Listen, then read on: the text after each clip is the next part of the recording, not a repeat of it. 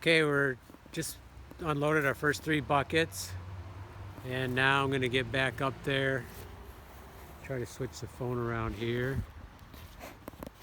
and do another load.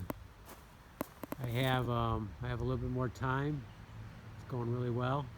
So just a few words about the lift. I can't say enough about it. It's a huge safety factor for me. Most of the time I'm working alone, and it's just like it's my helper, only more than a helper. It's a major safety factor. So I'm very fortunate I was able to pick up a used one.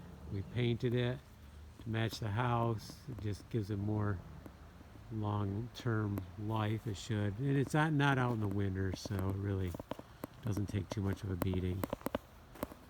Okay, let's get back up there. Got quite a bit more to tear off before we can do that corner.